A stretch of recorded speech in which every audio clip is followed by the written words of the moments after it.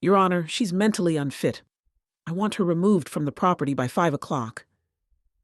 Those were the exact words my husband Declan said to the judge. I was sitting at the plaintiff's table in a freezing Charlotte courtroom. I was 31 years old. I weighed barely 100 pounds. My hands were shaking so hard they rattled against the heavy oak table. I was wearing a cheap gray sweater because all my real clothes were locked inside the house I wasn't allowed to enter. I had a bandage taped to my inner arm from the IV needle. The judge looked at me with a mixture of annoyance and pity. Declan stood tall next to his lawyer, wearing his custom navy suit, looking like the perfect, concerned, long-suffering husband. 2 hours later, a forensic team unlocked his burner phone. And when the bailiff read what was inside, Declan's smug little smile melted right off his face. The color drained from his cheeks until he looked like a corpse. His lawyer physically stepped away from him, but by then, he had already sealed his own fate. To understand how I ended up bleeding on a courtroom bench, you have to understand how invisible I was trained to be.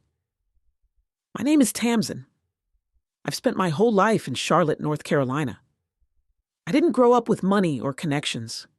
I grew up in a cramped 2-bedroom apartment off Central Avenue with my grandmother, Nana Bet. My parents weren't in the picture. It was just me and an 80-year-old woman who smoked 2 packs of Pall Malls a day and kept a baseball bat by the front door. We didn't have much, but Nana Bet gave me the only armor I ever needed. She had this saying. She'd sit at the kitchen table, ashes falling onto the linoleum, and point her cigarette at me. "Tamsin," she'd say, "a dog that bites once will bite twice, so keep your boots on." I didn't fully understand it when I was 12, but I understood the mechanics of survival.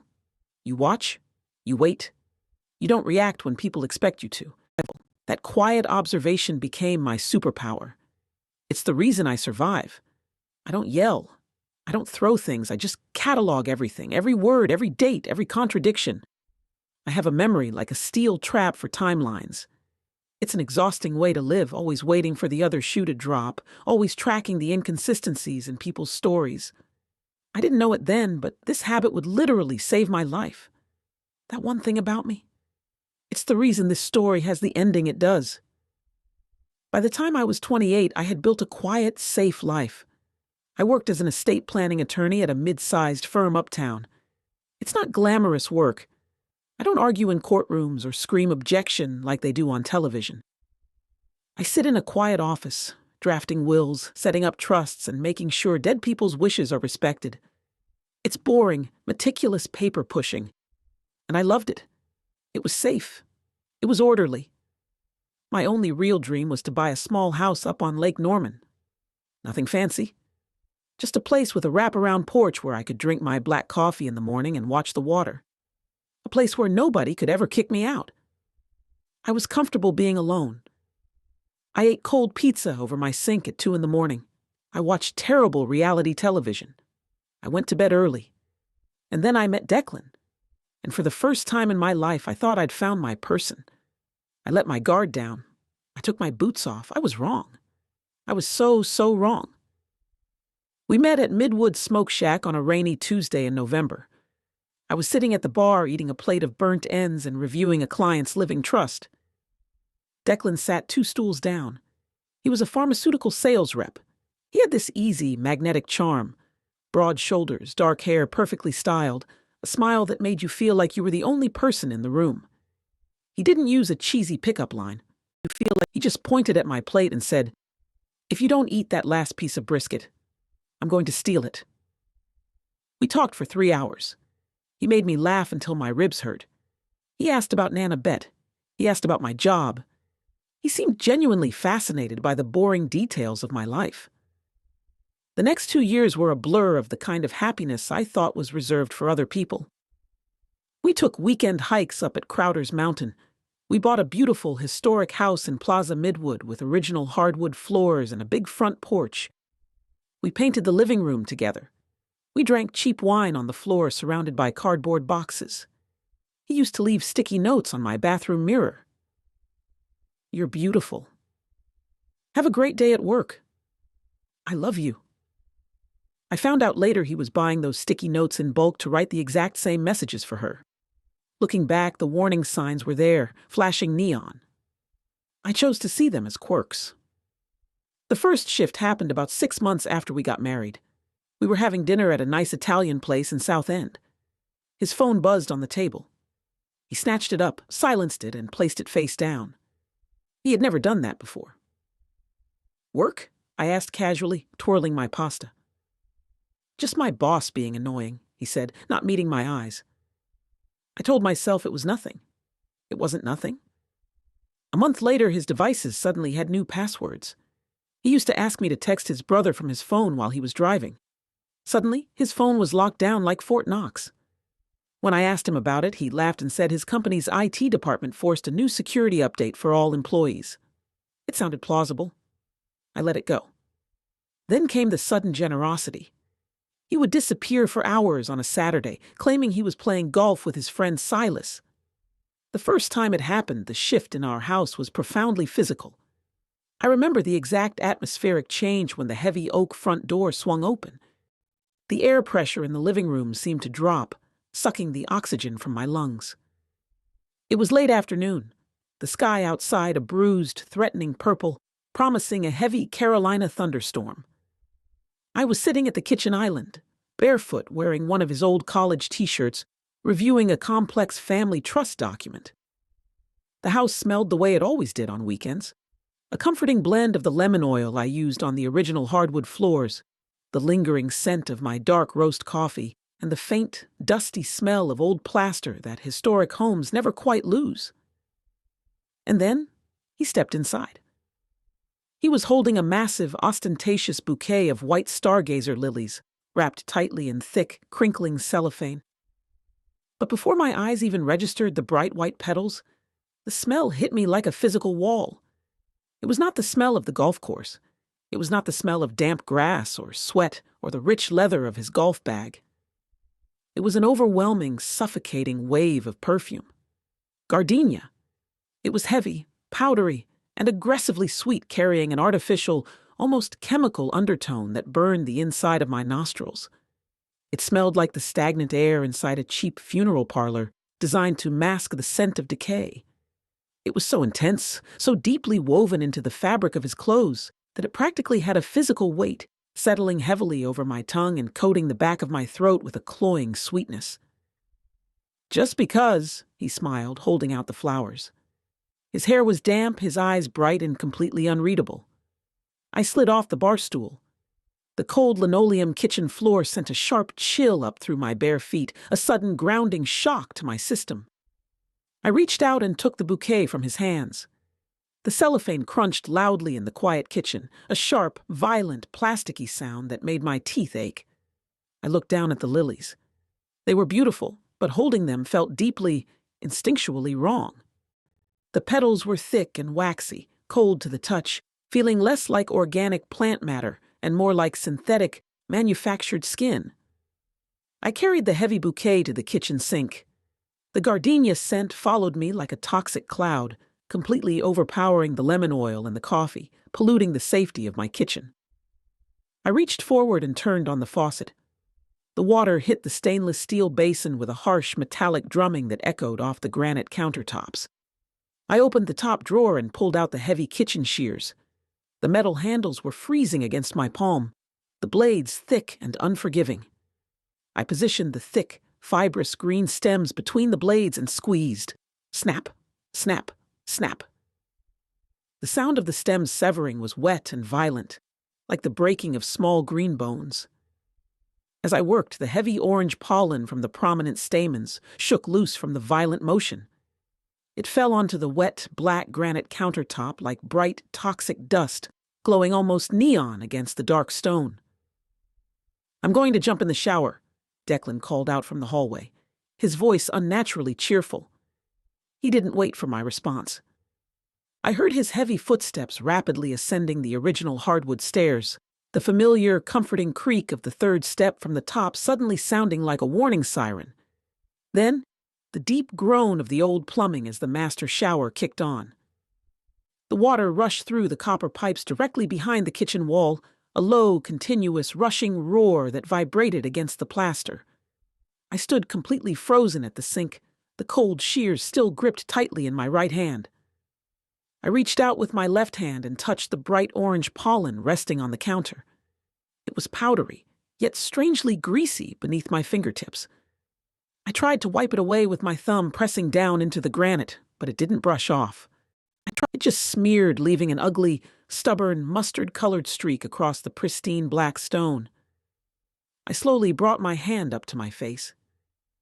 Beneath the sharp, organic smell of the crushed green stems, the gardenia lingered heavily on my own skin now, transferred from the cellophane wrapper, transferred from his hands to mine. It was cloying. It was alien. It was a sensory violation of my safe space. My heart began to beat a slow, heavy rhythm against my ribs, a primal rhythmic thud warning me of a predator in the house. I closed my eyes, gripping the edge of the cold granite sink until my fingernails dug painfully into my own palms, tasting the sharp, metallic tang of adrenaline in the back of my throat. Guilt gifts, the oldest trick in the book. The fracture, the moment the glass actually cracked, happened at a dinner party we hosted for his coworkers. It was a Friday night. I had spent 6 hours cooking a massive roast, cleaning the house, making sure everything was perfect. We were all sitting around the dining room table. The wine was flowing. Someone asked about our plans for the future, if we were thinking about kids. We had been trying for a year with no luck. It was a sensitive topic. I had just started fertility treatments and the hormones were making me sick. Declan swirled his wine glass, leaned back in his chair and smirked. "Well," he said, his voice carrying over the table, "we're trying, but Tamsin's oven is a little defective. We might need to look into a newer model." The table went dead silent. Someone awkwardly cleared their throat. My stomach dropped into my shoes. My hands went ice cold. The ambient noise of the room faded into a dull ringing in my ears. I stared at him, waiting for him to say he was joking, to apologize. He just took a sip of his wine and smiled. I excused myself to the kitchen. I stood by the sink, gripping the edge of the granite counter so hard my knuckles turned white. I didn't cry. I just cataloged the moment. If I could go back to that night, I'd tell myself to pack a bag and run. But I stayed. Because I loved him. Because I thought it was just a bad joke. Because I was tied to him legally and financially. And that's how I almost lost everything. The escalation didn't happen all at once. It was a slow, methodical dismantling of my sanity. Declan didn't just wake up one day and become a monster. He boiled the water slowly so I wouldn't jump out of the pot. Beat one was the disrespect. It started small, condescending corrections in front of others. We were at the grocery store on a Sunday afternoon. I reached for a specific brand of coffee. He slapped my hand away. Not a tap. A hard, stinging slap on the back of my hand. "Don't be stupid, Tamsin. We get the dark roast. Are you losing your mind?" He snapped, right in front of a woman pushing a cart. I stood there, stunned. He had never touched me in anger before. The woman looked away quickly. I put my head down and walked to the next aisle. Beat two was the control. It wasn't primarily financial at first. It was logistical. He became obsessed with my schedule. He needed to know exactly when I left the law firm and when I would be home. One morning, I was rushing to get ready for an early client meeting. I grabbed my purse, but my car keys were gone from the hook by the door. I searched frantically. Declan was sitting on the couch sipping coffee, watching the news. "Declan, have you seen my keys?" I asked, panicking. "Oh, yeah," he said casually, not looking away from the TV. "Your tires looked a little low. I took your car to the shop. You'll have to take the bus today." "What?" "I have a meeting in 30 minutes. It's pouring rain outside." He finally looked at me. His eyes were dead. "Then you better run, Tamsin. Maybe it'll help you shed some of that weight you've been putting on." I took the bus. I showed up to my firm soaked to the bone, shivering, my mascara running down my face.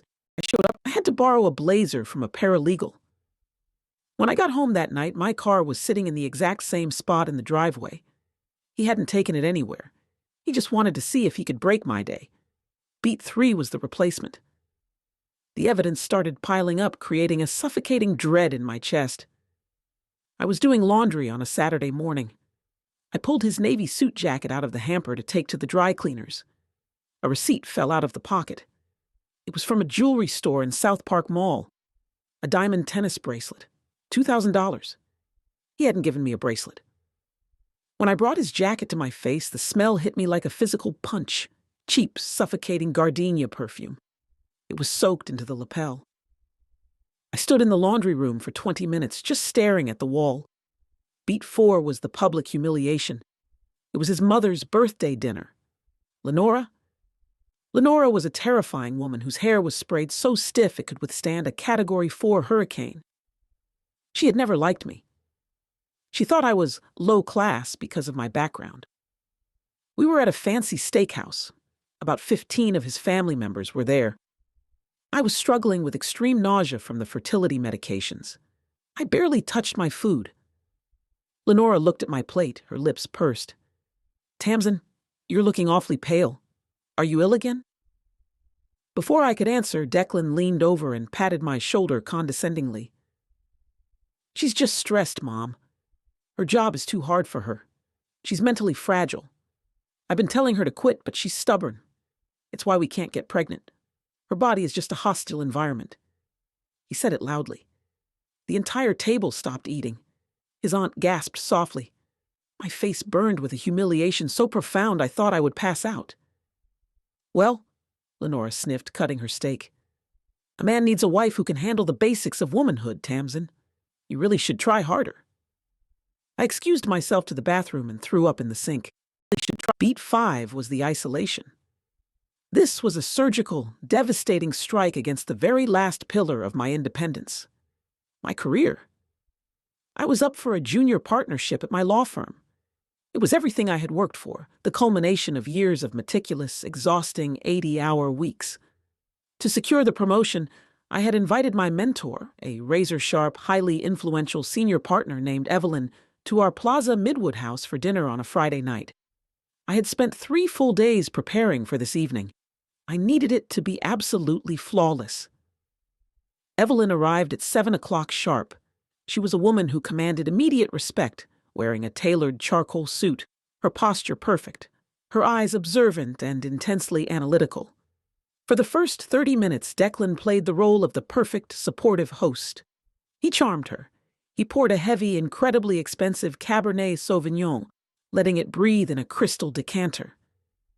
We sat at the formal dining room table, the low, warm light of the chandelier catching the ruby liquid in our glasses. The ambient noise of the evening was pleasant, cultured.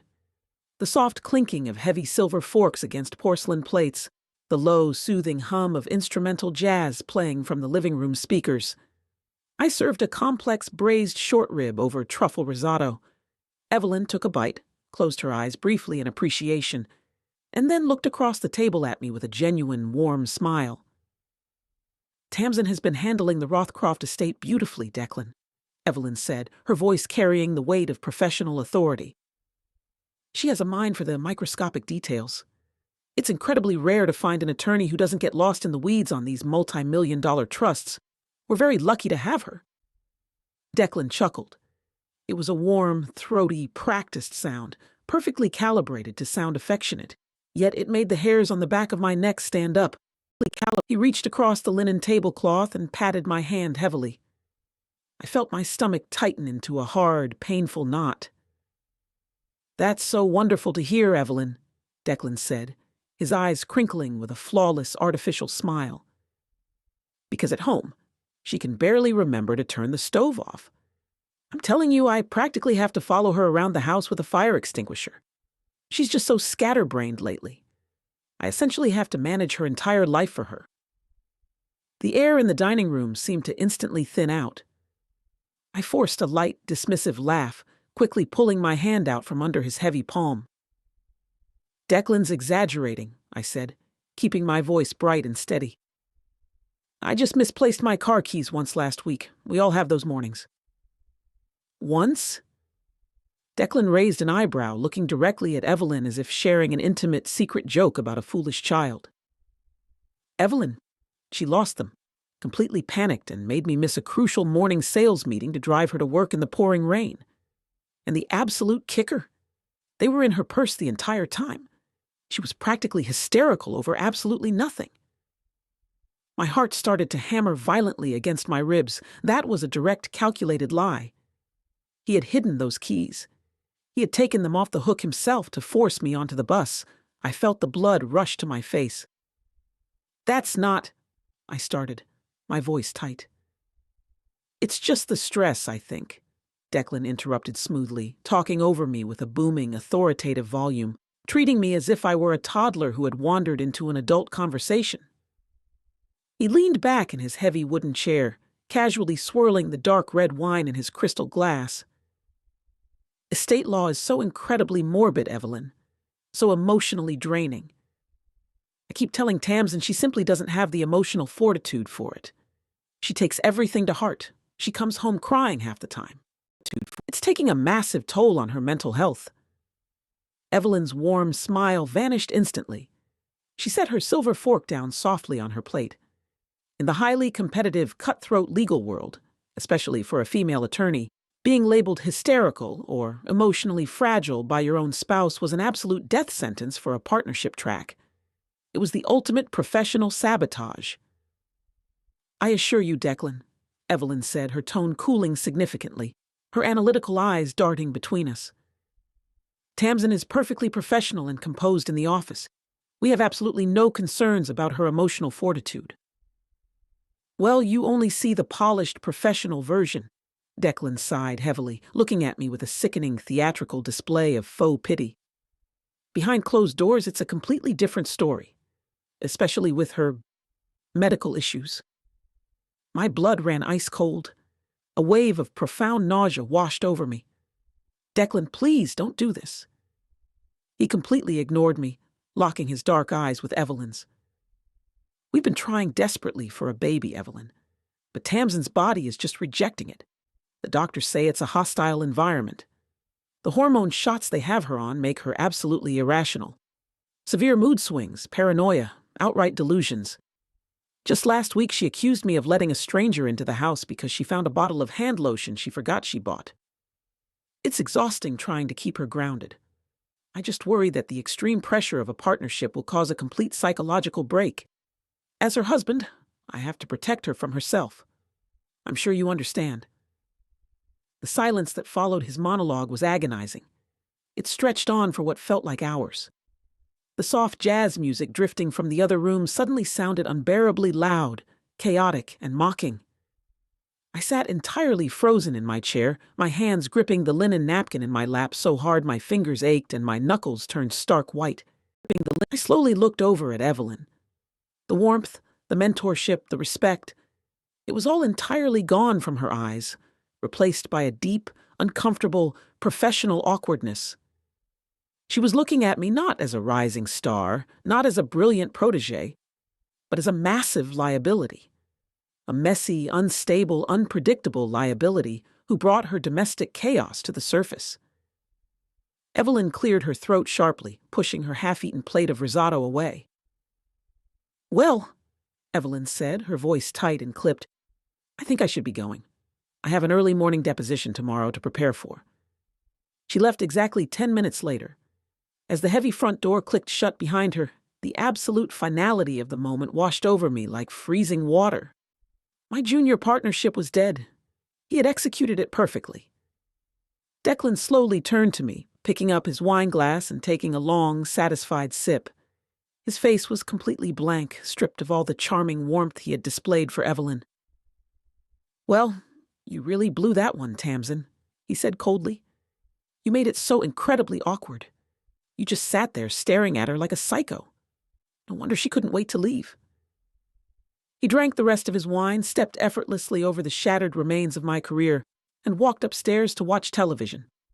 Beat 6 was the spatial violation. This is when the psychological warfare peaked. I came home from work early on a Thursday. Declan was supposedly at the office. I walked into our master bathroom to wash my face. Sitting right on my side of the vanity, next to my toothbrush, was a tube of gardenia hand cream. My heart hammered against my ribs. I stared at it. I didn't touch it. I took a photo of it with my phone. When Declan got home 3 hours later, the lotion was gone. "Declan," I said quietly, standing in the kitchen. Who was in the house today? He stopped opening the fridge and looked at me like I was insane. Nobody. What are you talking about? There was a tube of lotion on my vanity. It wasn't mine. He laughed, a cold, dismissive laugh. Tamsin, you're hallucinating. You're losing your mind. This fertility crap is making you crazy. You need to get your head checked. He gaslit me for 2 days about it until I actually started to doubt my own memory. If I hadn't taken the photo, I would have believed I was going insane. Beat 7 was the ally attack. It wasn't enough for Declan to torture me. He enlisted his mother. A week after the lotion incident, I was sitting on my porch on a Saturday. Declan was out playing golf. Lenora's Mercedes pulled into my driveway. She marched up the steps holding her designer purse like a weapon. She didn't say hello. She stood over me, casting a long shadow. I'm only going to say this once, she snapped. You are suffocating my son. You're paranoid, you're sickly, and you're unstable. He is miserable. If you don't check yourself into a facility and get psychiatric help, I will personally make sure he divorces you and leaves you with nothing. You're a broken incubator, Tamsin. She turned on her heel and left. Declan had been feeding her lies. He was building a narrative. He was setting the stage to discard me, making sure everyone thought I was the crazy one. Beat 8 was the institutional threat. Things escalated to a terrifying level on a Tuesday night. We got into an argument because I asked to see his bank statements. We had a joint account, but he had opened a private one and money was disappearing. Thousands of dollars. He backed me into the kitchen counter. He was 6'2". I was 5'3". He leaned in so close I could smell the scotch on his breath. You listen to me, he whispered, his voice dripping with venom. If you ever question my finances again, I will call the police right now. I will tell them you grabbed a kitchen knife and threatened me. Look at you. You're shaking. You're hysterical. Who do you think they'll believe? The successful executive or the crazy barren wife who's been seeing a fertility doctor for hormone imbalances? I stopped breathing. I realized in that moment that he was entirely capable of destroying my life. He had the moral compass of a rusty weather vane. Beat 9 was the cruelest moment. The moment that finally broke the illusion forever. It was mid-December. A freezing, sleeting rain was falling over Charlotte. I had been experiencing severe abdominal pain all day at work. I left early and drove myself to the ER. The doctor's words felt like a death sentence. Ectopic pregnancy. It had ruptured. I was bleeding internally. I needed emergency surgery immediately. I called Declan from the hospital bed, crying hysterically. It went to voicemail. I called him 6 times. Nothing. I went into surgery alone. I woke up alone. The nurses looked at me with pity. They discharged me the next evening with a bottle of painkillers, strict bed rest orders, and a bandage on my abdomen. I took an Uber home. I arrived at our house at 8 p.m. The lights were on. Declan's car was in the driveway. Another car, a white Lexus I didn't recognize, was parked behind it. I unlocked the front door and stepped inside. I was pale, weak, and in agonizing physical pain. I heard laughter coming from the living room, Declan's laugh, and a woman's giggle. I walked slowly down the hallway, clutching my stomach. I turned the corner. Declan was sitting on our couch. Next to him was a blonde woman. She was wearing my favorite cashmere sweater. She was holding a glass of our expensive wine. They both froze when they saw me. Declan didn't look guilty. He looked annoyed. He stood up, walked over to me, and grabbed my arm, right over the IV bruise. He squeezed hard. "What are you doing here?" he hissed. "You were supposed to be at the hospital until tomorrow." I had surgery, I stammered, tears spilling down my face. "I lost the baby, Declan. Surgery. I'm bleeding." The blonde woman rolled her eyes and took a sip of wine. Declan dragged me toward the front door. I tried to resist, but I was so weak I could barely stand. He opened the heavy oak door. The freezing December wind whipped inside. "You're ruining the night, Tamsin," he said, his voice completely devoid of human emotion. "You're a mess. Go sleep at a hotel. I don't want to deal with your drama right now."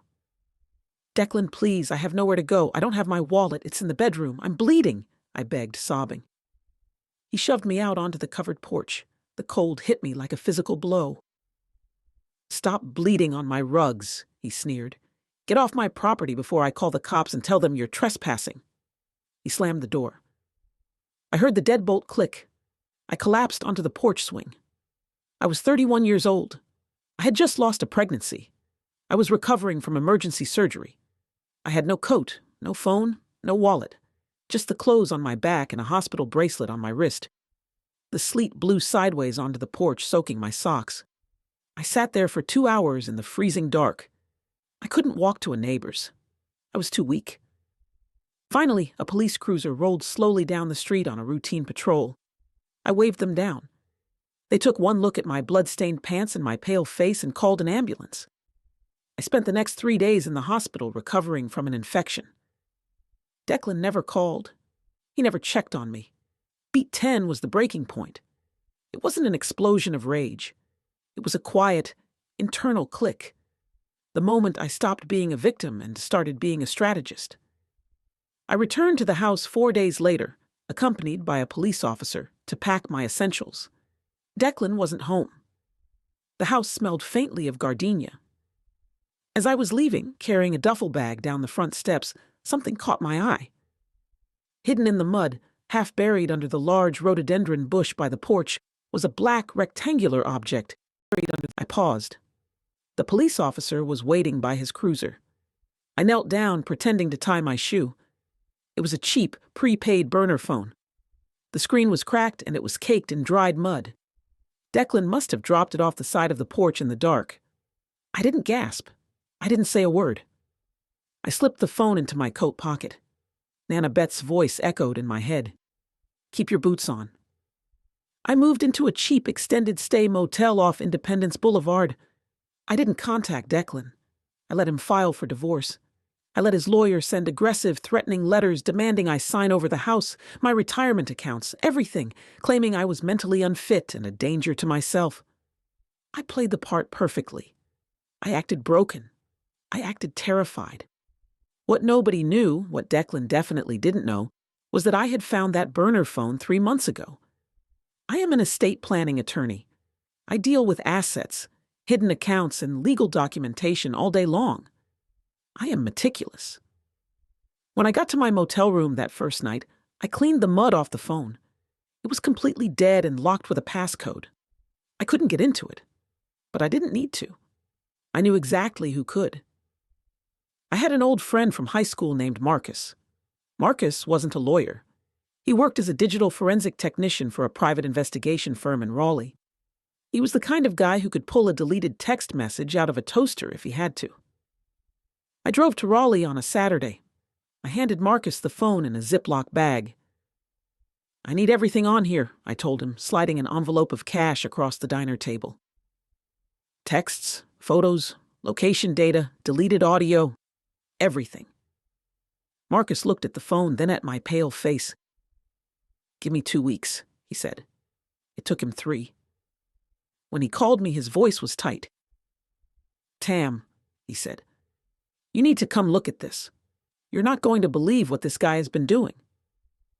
I drove back to Raleigh. Marcus sat me down in front of his computer monitor. The phone was a gold mine. Declan wasn't just having an affair with the blonde woman, whose name was Chloe. He was running a massive, calculated financial fraud. Marcus pulled up the WhatsApp logs. Declan had been planning to force me into a mental institution for over a year. He had texted Chloe step-by-step updates on how he was gaslighting me. Just put the lotion in her bathroom, one text read. She's so fragile right now, she'll think she's losing her mind. But that